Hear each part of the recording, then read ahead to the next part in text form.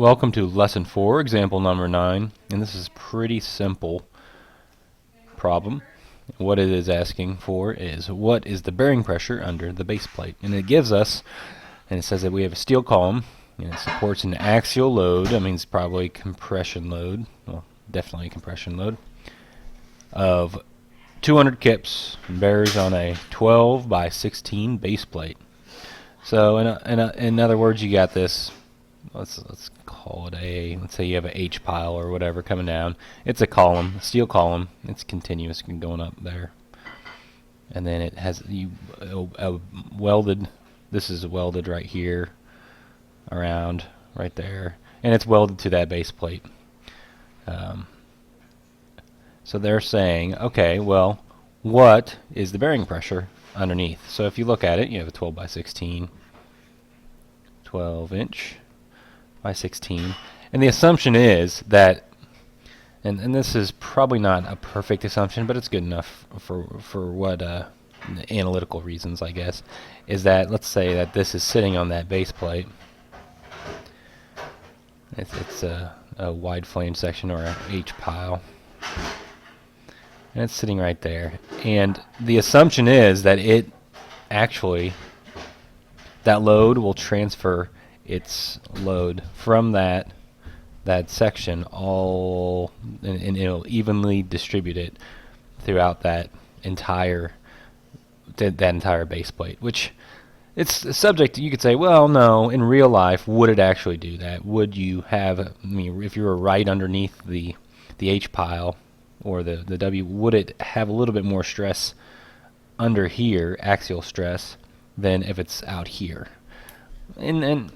And I'm not 100% sure that it will be perfect, but it'll be close enough for what you're looking for in design and analysis. It'll give you good enough of results. And what I'm trying to say is, so if you have the same H pile coming in right here, if you had a base plate that was just disproportionately large, would it and if it were thin, let's say it's a half-inch thick, could you say that, hey, it's going to distribute over that entire base plate? And my thought would be no, it will not.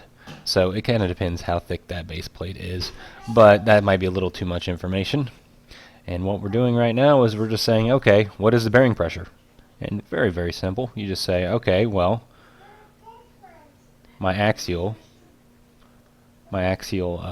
stress, or you could say, compression stress, whatever, because compression is axial. Remember, once again, axial is tension and compression. We'll just say that your axial stress equals P over A. When we have P is 200 kips. A is what? That's what we have to figure out. A is, well, easy, 12 inches times 16 inches equals, I don't know that off the top of my head, so I put in the calculator and get 192 inches squared. And we go ahead and put it up here, 192 inches squared, and work out your math. 200 divided by 192 inches squared equals 1.0442,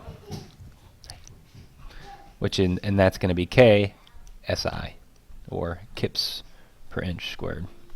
All right, and let's go ahead and check that with and that's exactly what they got. And this, obviously, if you multiply this times 1,000